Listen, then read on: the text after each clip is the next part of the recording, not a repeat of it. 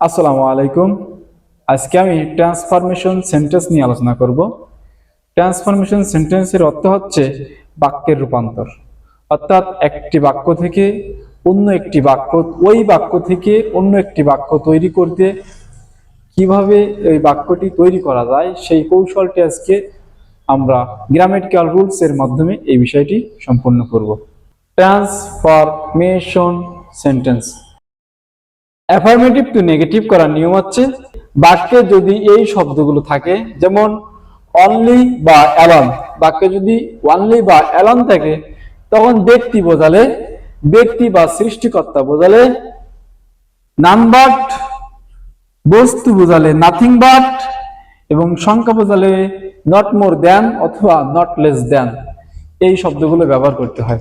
আবারও বলছি, দেখো, অনলি বা অ্যালন যদি বাক্যে থাকে, অনলি বা অ্যালন যদি থাকে তাহলে ব্যক্তি বা সৃষ্টিকর্তা বোঝালে নান বাট, ব্যক্তি বা সৃষ্টিকর্তা বোঝালে নান বাট, এবং বস্তু বোঝালে নাথিং বাট, এবং সংখ্যা বোঝালে নট মোর দ্যান বা নট লেস দ্যান, এই দুইটা শব্দ ব্যবহার করা হয়। নট মোর দ্যান আর আছে নট লেস দ্যান, এগুলো হচ্ছে এই অ্যাফার্মেটিভ যুক্ত বাক্যে যদি অনলি বা অ্যালন থাকে তখন এই নেগেটিভ করতে হলে এই নট মোর দ্যান সংখ্যা বোঝালে, বস্তু বোঝালে নাথিং বাট, এবং ব্যক্তি বা সৃষ্টিকর্তা বোঝালে, ব্যক্তি বা সৃষ্টিকর্তা বোঝালে নান বাট, এই শব্দগুলো ব্যবহার করতে হয়। যেমন অনলি আল্লাহ ক্যান হেল্প আস। এখানে কি লিখছি? অনলি আল্লাহ ক্যান হেল্প আস। বাক্যটি আছে অ্যাফার্মেটিভে, বাক্যটি আছে অ্যাফার্মেটিভে, বাক্যটি করতে হবে নেগেটিভে। অ্যাফার্মেটিভ কি? বাক্যটি যদি হাবোধক হয়, নেগেটিভ কোনো শব্দ যদি না থাকে, অর্থাৎ নট যুক্ত যদি না থাকে, তখন বাক্যটি হয় অ্যাফার্মেটিভ। বাক্য যদি নেগেটিভ কোনো শব্দ থাকে অর্থাৎ নট যুক্ত থাকে তখন বাক্যটি হয় নেগেটিভ। তো অনলি আল্লাহ ক্যান হেল্প আস এই বাক্যটি আছে অ্যাফার্মেটিভে, এই অ্যাফার্মেটিভ থেকে আমরা কোথায় যাব? নেগেটিভ করব। তবে আমরা এখানে কি শিখছি যে অনলি বা অ্যালান যদি থাকে বাক্যে, এই যে অনলি বা অ্যালান যে কোনো একটা যদি থাকে, তো ব্যক্তি বোঝালে নান বাট, বস্তু বোঝালে নাথিং বাট, এবং সংখ্যা বোঝালে নট মোর দ্যান।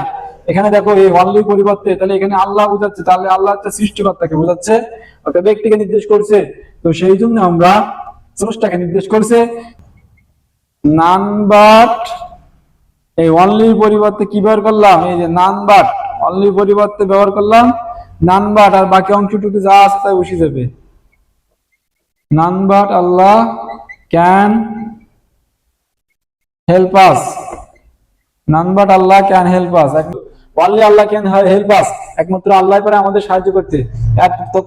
এই বাক্যে দেখো, none but Allah can help us, Allah ছাড়া কেউ আমাদের সাহায্য করতে পারে না। এই বাক্য বলছে একমাত্র আল্লাহ আমাদের সাহায্য করতে পারে, আর এই বাক্য বলছে কি আল্লাহ ছাড়া কি আমাদের কোনো সাহায্য করতে পারে না। অর্থাৎ কি, বাক্যের কোনো অর্থের পরিবর্তন হবে না, বাক্যের অর্থের পরিবর্তন হবে না, বাক্যের অর্থের পরিবর্তন না রেখে আমাকে নেগেটিভ করতে হবে। তো only Allah can help us, একমাত্র আল্লাহ পারে আমাদের সাহায্য করতে। আর এই বাক্যে কি বলছে? অনলির পরিবর্তে none but Allah can help us. None but কেন দিলাম? কারণ এখানে সৃষ্টিকর্তাকে বোঝাচ্ছে, ব্যক্তি বোঝাচ্ছে, অর্থাৎ none but Allah can help আস।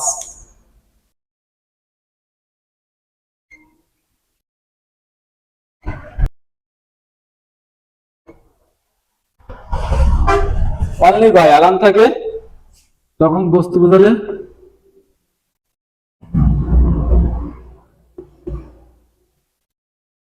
বস্তু বোঝালে নাথিং, বস্তু বোঝালে কি? নাথিং বাট, বস্তু বোঝালে নাথিং বাট। যেমন দ্য বয়, বস্তু বোঝালে কিন্তু নাথিং বাট, আর ব্যক্তি বোঝালে নান বাট। নান বাটের ব্যাখ্যা তো দিলাম। এবার বাক্য যদি অনলি থাকে এবং এই অনলি বা অ্যালার্ম যদি কোনো বস্তুকে নির্দেশ করে, যেমন the boy likes only sweet,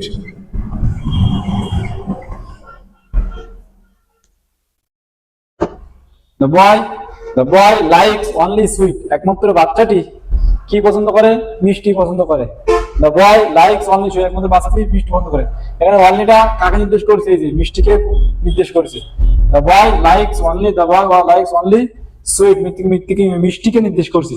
এই বাক্যে মিষ্টিকে নির্দেশ করছে। মিষ্টি হচ্ছে একটা বস্তু, বস্তু এখানে অনলি আছে, তাহলে এই বস্তুটাকে আমরা কি করবো? নাথিং বাট ব্যবহার করবো। দ্য বয় লাইকস, এই না অনলির জন্য আমরা কি ব্যবহার করবো? Nothing but boy likes nothing boy sweet. এটা কখন ব্যবহার করবো? বাক্যে যদি অনলি থাকে এবং এই অনলির পরিবর্তে যদি বস্তু, অনলিটা যদি সে বাক্যকে বস্তুকে নির্দেশ করে, তখন আমরা এই নাথিং বাট শব্দটি ব্যবহার করব। সংখ্যা বোঝালে not more than, he is only 30 years old. He is only 30 years old. তার বয়স মাত্র 30 বছর। তার বয়স মাত্র 30 বছর। এখন খেয়াল করে এই বাক্যে কি বোঝাচ্ছে? অনলিটা কোন জায়গায়? 30, ওখানে 30 দ্বারা কি বোঝাচ্ছে? বয়সকে বোঝাচ্ছে, অর্থাৎ সংখ্যাকে বোঝাচ্ছে। এখানে একটা পরিমাপকে বোঝাচ্ছে, একটা সংখ্যাকে বোঝাচ্ছে। সংখ্যা বোঝালে যদি বাক্যে সংখ্যা বোঝায়, তখন আমরা এই অনলির জন্য নট মোর দ্যান এই শব্দটি ব্যবহার করবো। যেমন হি ইজ, এখানে এই অনলির জন্য আমরা কি ব্যবহার করব? এই অনলির জন্য আমরা এখানে ব্যবহার করব not more than. He is not more than, তারপর 30 years old, 30 years old। তার বয়স কি 30 বছর থেকে বেশি নয়, নট মোর দ্যান, তার বয়স 30 বছর থেকে বেশি নয়। এটা ছিল অনলি বা অ্যারাউন্ড থাকলে আমরা ব্যক্তি বোঝালে নাম বাট, বস্তু বোঝালে নাথিং বাট এবং সংখ্যা বোঝালে নট মোর দ্যান বা নট লেস দ্যান এই শব্দগুলো ব্যবহার। অ্যাফার্মেটিভ টু নেগেটিভ এর দ্বিতীয় রুলস বলা হচ্ছে যে বাক্যে যদি হ্যাজ টু, হ্যাভ টু বা মাস্ট থাকে, তবে এর পরিবর্তে ক্যান নট বাট বা could not help, can not but বা কুড নট হেল্প দ্বারা নেগেটিভ করতে হবে। যদি has to, have to, must থাকে, তবে এর পরিবর্তে ক্যান নট বাট বা কুড নট হেল্প দ্বারা নেগেটিভ করতে হবে। I have to read the book. I have to read the book, আমাকে বইটি পড়তে হবে। I have to read the book, আমার বইটি পড়তে হবে। I have to read the book, I have to আমাকে করতে হবে, কি করতে হবে? রিড দ্য বুক, বইটি পড়তে হবে। তো এটা আছে অ্যাসার্টিভে, অর্থাৎ অ্যাফার্মেটিভে আছে। এই বাক্যটি অ্যাফার্মেটিভে আছে, এই বাক্যটি এখন আমরা নেগেটিভে রূপান্তর করব। এখানে কি আছে? ক্যান নট বাট আছে আর কুড নট হেল্প। বাক্যে যদি হ্যাভ টু, হ্যাজ টু থাকে, হ্যাজ টু থাকে, তবে তার পরিবর্তে ক্যান নট বাট এবং কুড নট হেল্প ব্যবহার করতে হবে। তো এই বাক্যে এখানে খেয়াল করে যে হ্যাভ টু আছে, এখানে এই যে হ্যাভ টু আছে। তো এই হ্যাভ টুর পরিবর্তে আমরা কি ব্যবহার করব? ক্যান নট বাট ব্যবহার করব।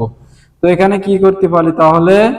যে আই হ্যাভ টু পরিবর্তে আমরা এখন কি ব্যবহার করব? Can not but,